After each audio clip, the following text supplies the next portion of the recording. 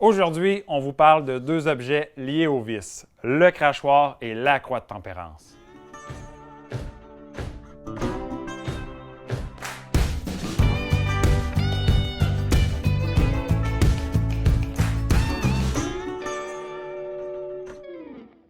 Aujourd'hui, on commence avec le crachoir. Mais avant de parler de l'objet, c'est intéressant de savoir pourquoi on crache. L'homme crache depuis les débuts de l'humanité, soit pour évacuer du mucus, mais aussi en signe de mépris et même d'engagement, d'où cracher dans sa main et se serrer la main avec l'autre personne. Le crachoir arrive vers le 16e siècle, mais sa popularité gagne en importance vers la fin du 19e. Pourquoi? Parce qu'on se rend compte que la tuberculose est contagieuse par le crachat. Donc, on utilise le crachoir pour éviter la propagation de la maladie. Le crachoir devient un objet de santé publique. Mais au début du 20e siècle, le tabac à chiquer gagne en popularité. Donc, on installe dans des endroits publics, dans sa maison, le crachoir. Ainsi, on chique du tabac et on crache nos surplus dans le crachoir. Arrive en 1918 une pandémie mondiale, la grippe espagnole. 50 à 100 millions de personnes vont décéder de cette pandémie.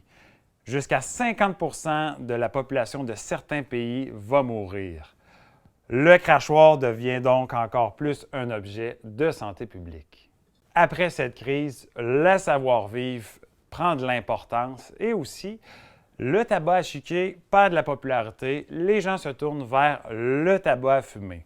On voit apparaître dans certains lieux des affiches qui mentionnent « c'est interdit de cracher » pour éviter de ramasser des crachats un peu partout. On place le crachoir à des places bien stratégiques, mais de plus en plus, on voit sa popularité s'atténuer. Donc, on a un peu moins besoin du crachoir. On disposait souvent le crachoir sur un petit tapis. Ainsi, on évitait les dégâts pour ceux qui visaient pas juste. On remplissait les crachoirs soit de cendre, soit de brindilles. Comme ça, on évitait un peu les odeurs et ça se ramassait mieux s'il y avait un dégât. Les gens les nettoyaient avec de l'eau bouillante, puis ce n'est pas une tâche nécessairement très agréable.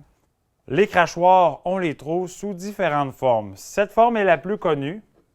Donc, on parle vraiment d'un bol creux avec un collet. Quelquefois, l'orifice est un peu plus petit et on avait toujours l'orifice pour le vider et le nettoyer. On le retrouvait souvent fabriqué en porcelaine avec quelques motifs d'époque.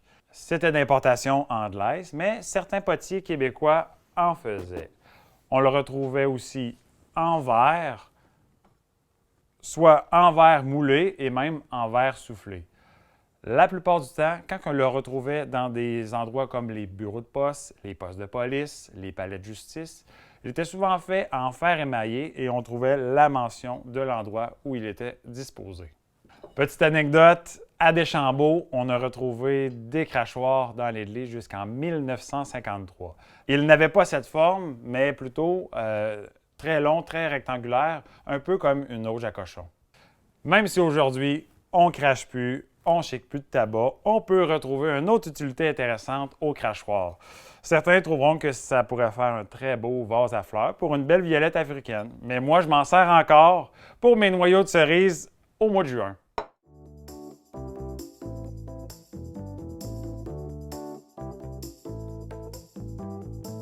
OCNI, objet connu non identifié. Même pour les antiquaires, il existe des objets qu'on ne sait pas à quoi ça sert. Par contre, dans notre Vox Pop, on vous présente des OCNI que nous, on connaît. Les connaissez-vous?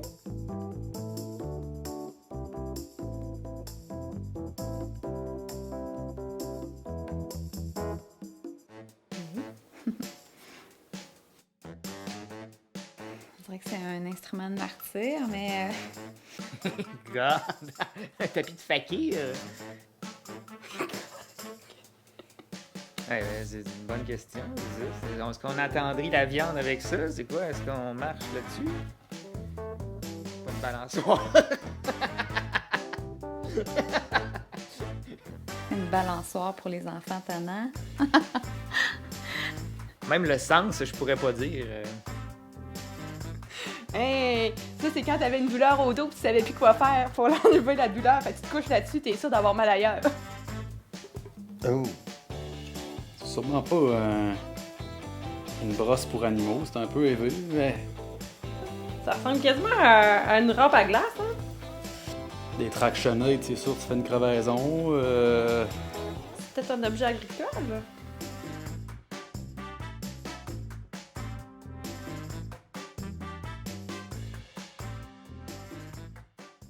On poursuit avec la croix de tempérance. On le sait, la croix, c'est un symbole religieux très fort.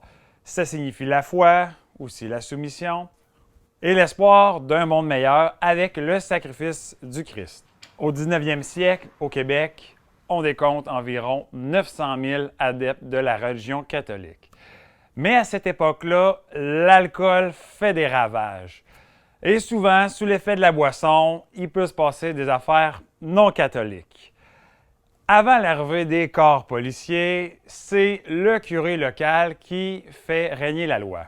Vers 1840, l'alcool fait des ravages, et principalement dans la région du Bas-Saint-Laurent.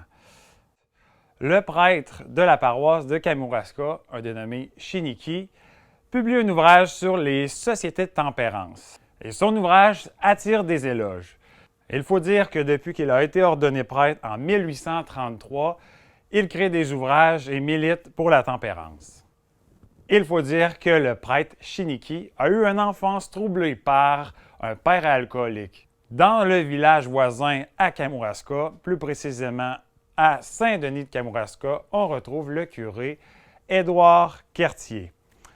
Quertier, qui est grand militant du mouvement de la tempérance, va amener le symbole très fort qu'est la croix de tempérance. Le curé Quertier portait souvent la croix lors de ses discours sur la tempérance. Et à partir de là, on a appliqué ce symbole dans nos maisons. La croix de tempérance, c'est assez simple, c'est artisanal, on se la fait nous-mêmes. C'est important de la peinturer noire. À l'époque, si on n'a pas de peinture, on pouvait la noircir à l'aide du feu. Et les proportions sont rarement plus petites ou plus grandes que celle-ci. On retrouve aussi le crochet au dos qui nous permettait de l'accrocher au mur et dans la pièce principale de la maison. En 1850, la moitié des adeptes de la religion catholique utilisent cette croix dans leur maison. Donc, c'est près de 400 000 personnes. La signification de la croix est assez simple. Dès qu'elle est dans notre maison, on ne boit plus d'alcool. Il pouvait y avoir des exceptions. Lors de grandes occasions ou pour fêter soit le Nouvel An, on allait voir le curé local pour lui demander la permission de fêter. Ce dernier, s'il acceptait, se rendait à la maison, enlevait la croix de tempérance sur le mur principal de la maison et accrochait une croix blanche. On pouvait fêter. Par contre, dès que le curé trouvait que ça avait assez duré, il revenait dans la maison tout simplement raccrocher la croix de tempérance et là, plus le droit de boire de l'alcool. Autre petite exception, si on se sentait malade, on pouvait aller voir le clergé pour lui faire la même demande. S'il acceptait, on pouvait avoir notre petit gin chaud pour faire passer notre grippe. Aussi, on décroche la croix du mur de la maison lorsque quelqu'un, un membre de la famille, est décédé. On retrouve la croix souvent exposée avec un mort. Ça va représenter que le défunt est mort en respectant la tempérance et ça montre toute sa bonne foi. À mesure qu'avance le 20e siècle, les gens sont de moins en moins croyants, de moins en moins pratiquants. Ce symbole religieux perd de la place. Par contre, sans être de grande valeur, c'est intéressant de savoir son origine, puis ça fait quand même partie du patrimoine québécois. Des mouvements visant à limiter la consommation d'alcool commencent à apparaître un peu partout à travers le monde dès la fin des années 1800. La prohibition est promue par plusieurs pasteurs qui désirent élever le niveau de moralité des citoyens, mais aussi par certaines femmes associant alcoolisme et violence conjugale. Une partie importante du mouvement pour la tempérance la réclame et souhaite que le Canada suive l'exemple des États-Unis. En 1898, le gouvernement du Canada tient un vote à ce sujet. Le premier ministre Wilfrid Laurier ne se sent pas tenu d'imposer la prohibition puisqu'elle obtient une faible majorité de 13 000 voix et que les électeurs du Québec s'y opposent à plus de 80 %. L'écart séparant le Québec du reste du Canada s'explique entre autres par le fait que la tempérance y est vécue différemment. Alors que les protestants estiment que les hommes sont littéralement à la merci du péché et ne peuvent en être protégés que par la puissance publique, les catholiques considèrent plutôt que l'homme peut, par sa propre volonté, résister à la tentation de l'alcool. Donc, l'implication de l'État n'est pas nécessaire. Le mouvement de tempérance est aussi parfois perçu par les Québécois comme un complot pour propager des idées et des mœurs protestantes au sein de la communauté catholique. Le Québec fait donc bande à part en décidant de contrôler la vente de boissons plutôt que de l'interdire et crée la Commission des liqueurs en 1921.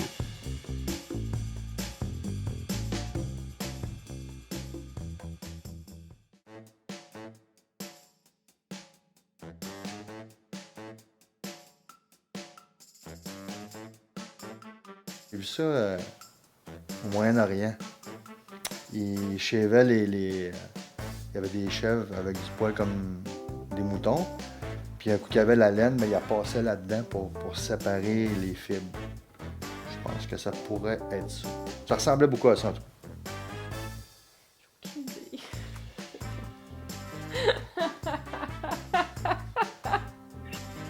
C'est vraiment pas évident. C'est sûr que c'est pour gratter quelque chose. Il a l'air d'avoir été utilisé. Il y a eu du vécu. Il y a des cheveux après ça. Ça devait être un peigne. Je vais y aller avec la brosse, une brosse à ours, j'imagine. Je sais pas. Je donne ma langue au chat. Ce n'est pas un outil de torture, mais bien une planche à carder le lin. On l'appelle aussi le peigne à carder ou le serrant. Donc, on l'utilise pour passer les fibres de lin et en ressortir un filament très souple, très soyeux. Et c'est la dernière étape avant le filage. La culture du lin est la plus vieille culture textile au monde. Tous nos ancêtres ont porté des vêtements faits de lin. C'était abordable, c'était durable, c'était facile à atteindre et chacun faisait ses propres vêtements. Et dans le comté de Portneuf, la culture du lin a perduré longtemps.